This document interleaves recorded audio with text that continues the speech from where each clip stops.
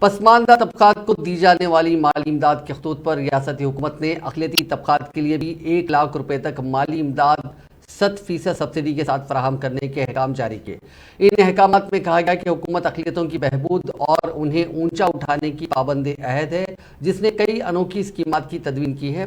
اس کا مقصد اقلیتوں کی سماجی، معاشی اور تعلیمی ترقی ہے۔ نائب صدر نشین و مینیجنگ ڈائریکٹر اقلیتی مالیاتی کارپوریشن حیدرآباد سے درخواست کی گئی ہے کہ وہ BC ویلفیئر ڈپارٹمنٹ کے مساوی خطوط پر 100% راز سبسڈی کے ساتھ اقلیتوں کے لیے 1 لاکھ روپے تک کی مالی اسکیم کی توسیع کرے۔ مالی سال 2022-23 میں OBMMS پورٹل کے ذریعے درخواستیں موصول ہوئی تھی، تاہم جو درخواستیں زیر التوا ہیں ان پر مالی سال 2023-24 میں 100% سبسڈی کے ساتھ 1 لاکھ روپے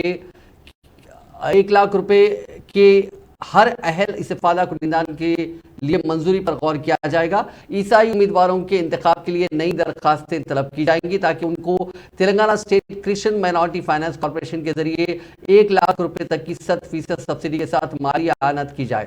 ہر خاندان کی ایک رکن کو یہ گرانٹ دی جائے گی۔ امیدوار کی عمر 2 جون 2023 کو 21 برس سے 55 برس کے درمیان ہونی چاہیے۔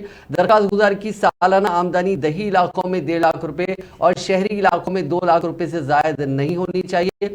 انتخاب کا عمل ڈسٹرکٹ لیول مائنورٹی کمیٹی یا ڈسٹرکٹ لیول اسکریننگ کم سلیکشن کمیٹی کے ذریعے کیا جائے گا، جس کی قیادت ضلع کلیکٹر کریں گے۔ ضلع کلیکٹر کو اس اسکیم کے لیے ضلع کے انچارج وزیر سے منظوری حاصل کرنی ہوگی۔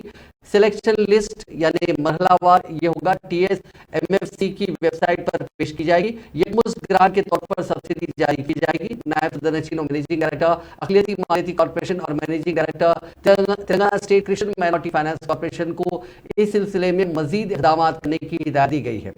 واضح ہے کہ اس اسکیم کا مقصد اقلیتی طبقات کو معاشی طور پر خود مکتفی بنانے کے لیے مدد کرنا ہے۔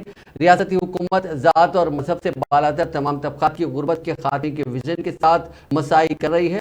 حکومت نے ایک پریس ریلیز میں دعویٰ کیا ہے کہ وہ مستحق طبقات کی پہلے ہی مدد کر رہی